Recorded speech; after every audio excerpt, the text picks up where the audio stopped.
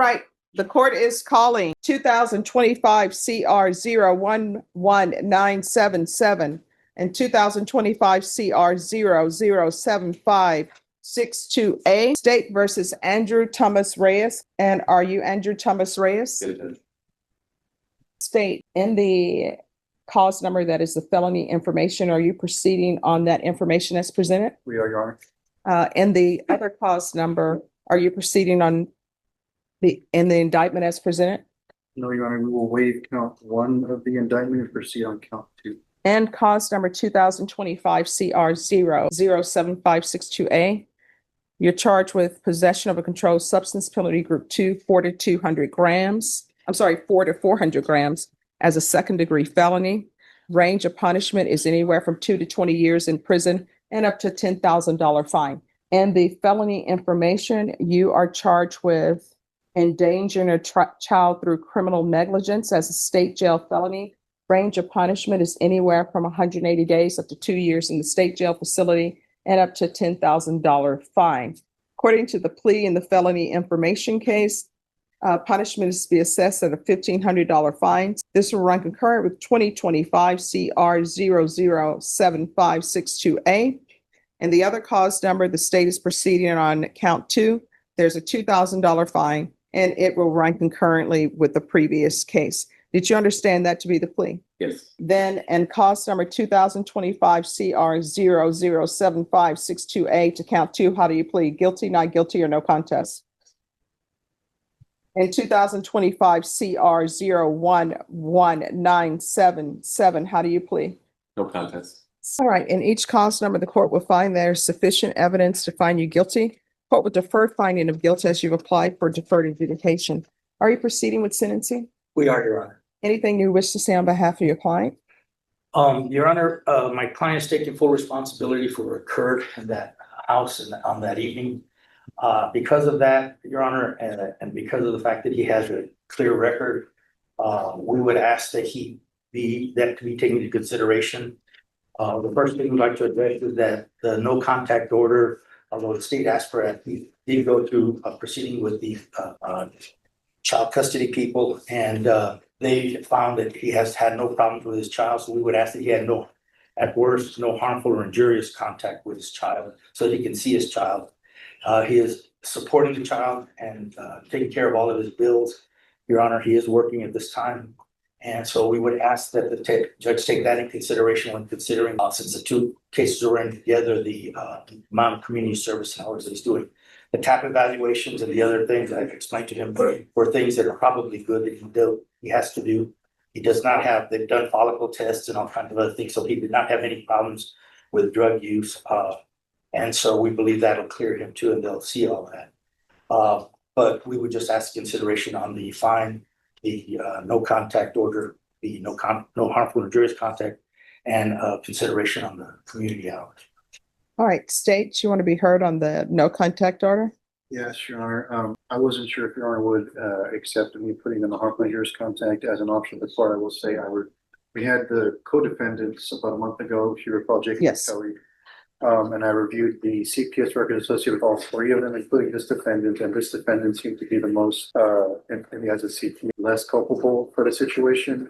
He passed hair follicle very soon, so what the company called family plan was cleared sooner than Jacob and Kelly were the other 2 co-defendants. So they have not had any objection. This particular defendant had no harmful and injurious contact with this.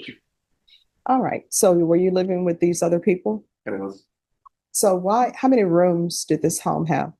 3 rooms. All right. And how many bedrooms? 2 at the time that I know of. So it was were being used as bedrooms. 2 were being used as bedrooms? Yeah, the other. Right. So where were the adults sleeping? Did the adults have a designated bedroom? They did, but I know a bed frame broke in the room, as they told me. So they're we're sleeping in the living room area. So I'm just wondering, why would you all be growing marijuana in a child's bedroom? I'm sorry? Why would there be marijuana grown in a child's bedroom as opposed to an adult bedroom? From what I was being told, one adult bedroom, it was being grown. And in the other room, I'm not sure what was being done in that room. No, I mean, it was being grown next to a crib unless the adults are sleeping in cribs. I understand. So did you and nobody say, hey, you know what? We're going to go ahead and grow this marijuana, but it's a bridge too far for me to grow marijuana in the baby's bedroom. Did anybody say that? No one's talking me about the marijuana itself being grown. Just to be clear, Your Honor, the baby was the child of the other two people. Yeah. His was 9 years old, sleeping in his room with him. So she was not sleeping with the previous side. Okay. All right. I understand that, but still, somebody is growing. Wouldn't you think? I'm trying to figure out what your mindset is. Right. Wouldn't the fog clear and you say, you know what? There's just something wrong about people growing marijuana in a bedroom where a baby sleeps. At any point, did somebody say, we have young children here, they shouldn't be around marijuana? And I knew it probably stank because we tried a case in this court, and every time they would bring the marijuana out to show to the jury, I ended up getting headaches. It stinks to high heaven. So nobody thought to say, you know what? Let's set up a tent outside if we're going to do this. So at least the children won't be smelling this on a daily. That never occurred to you? I didn't smell anything, Your Honor. From what big people telling me, he's like cabinet. But I mean, you knew marijuana was being grown. Are you telling me you had no idea marijuana? I know they were, because they were working at a smoke shop. I didn't know they're actually like farming, as they would say, the marijuana. So you're saying you had no idea marijuana was being grown? It was not grown in my room or like in any open area. No, that's not my I question. did not know, Your Honor.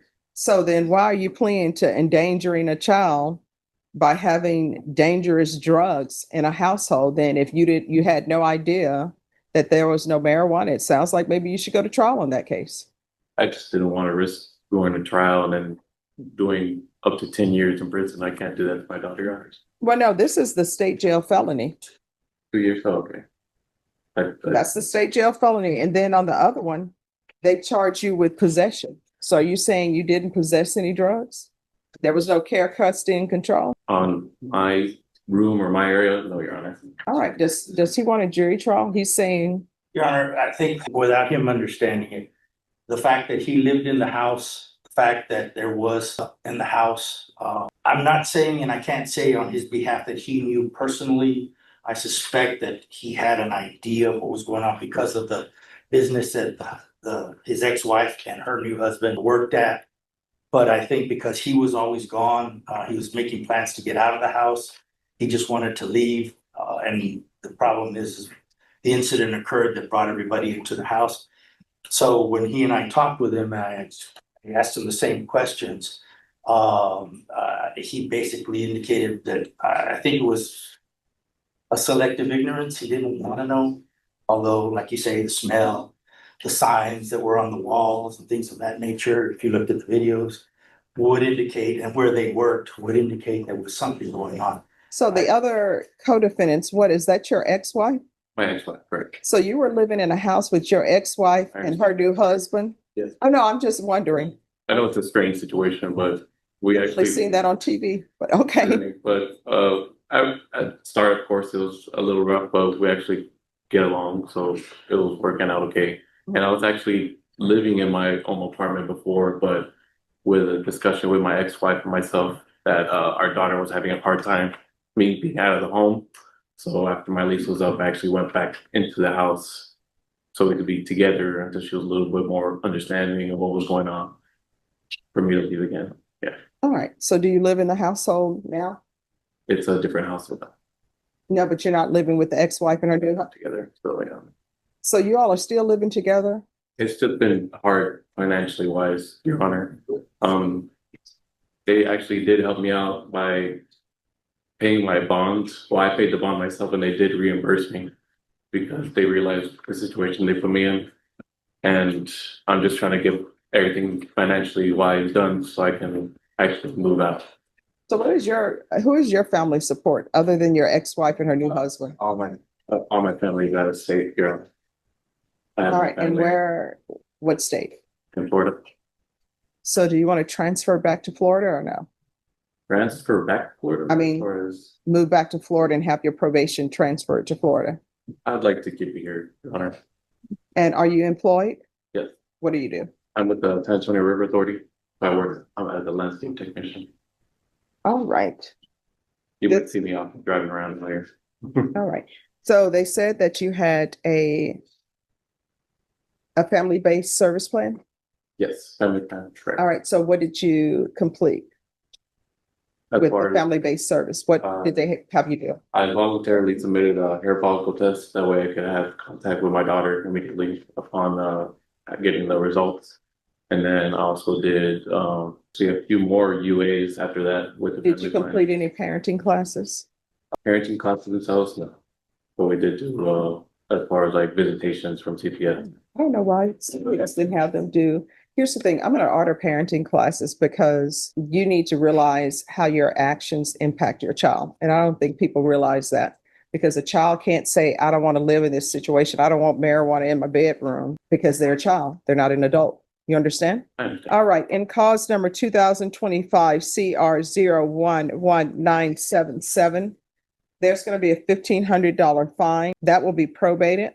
3 years deferred adjudication concurrent with 2025 CR 007562A, regular reporting by Zoom or in person, regular random UAs or patch. The patch is more expensive, but it has less time constraints because they will put it on you. You're not allowed to remove it. You'll just report and then they'll remove it and they'll see what the testing says. Field visits 1 time per month until further notice. Proof of employment within 45 days.